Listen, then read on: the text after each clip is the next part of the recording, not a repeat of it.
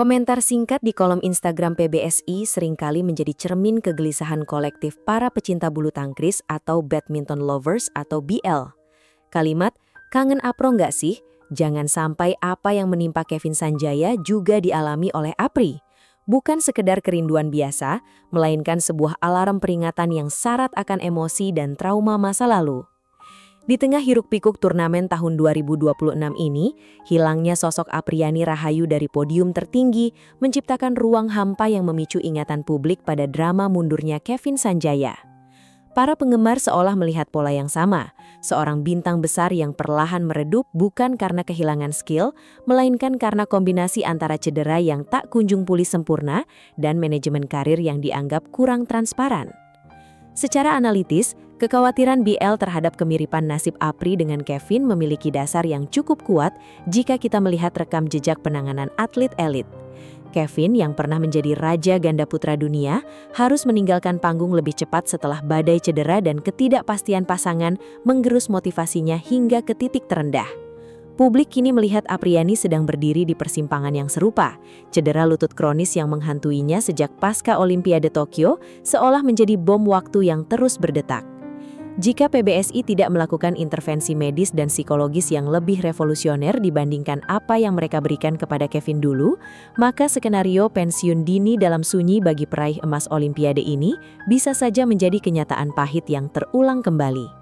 Menatap sosok Apriani, kita melihat seorang pejuang yang telah memberikan segalanya, namun kini tubuhnya mulai mengirimkan sinyal kelelahan yang nyata.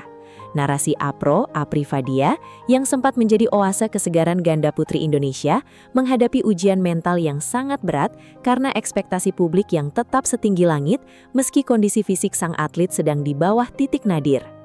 Bijaknya, kita harus memahami bahwa seorang atlet bukanlah mesin yang bisa terus dipaksa bekerja tanpa perawatan yang presisi. Kegagalan dalam menjaga Kevin Sanjaya seharusnya menjadi pelajaran berharga bagi federasi agar tidak terlalu memeras sisa-sisa tenaga Apri tanpa memberikan jaminan pemulihan yang total.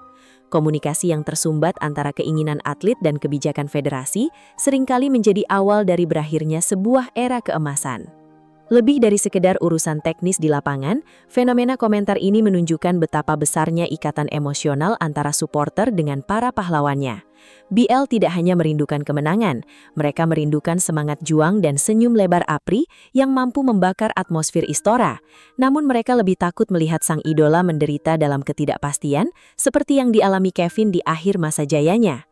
Secara komunikatif, komentar tersebut adalah bentuk proteksi penggemar agar PBSI lebih manusiawi dalam menjaga aset bangsa yang sangat berharga ini.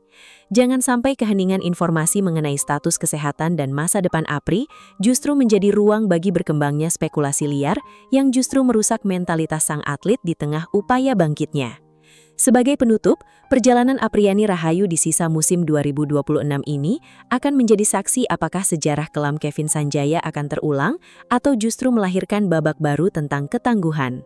Kita semua berharap Apro bisa kembali, namun bukan sekedar kembali untuk memenuhi jadwal turnamen, melainkan kembali dengan raga yang sehat dan jiwa yang tenang. Kebijaksanaan tertinggi bagi federasi saat ini adalah menempatkan kesehatan jangka panjang atlet di atas ambisi mengejar poin peringkat sesaat. Karena pada akhirnya, kita lebih ingin melihat seorang legenda hidup yang bahagia di masa pensiunnya nanti, daripada seorang juara yang karirnya terputus karena penanganan yang terlambat dan komunikasi yang buntu di masa jayanya.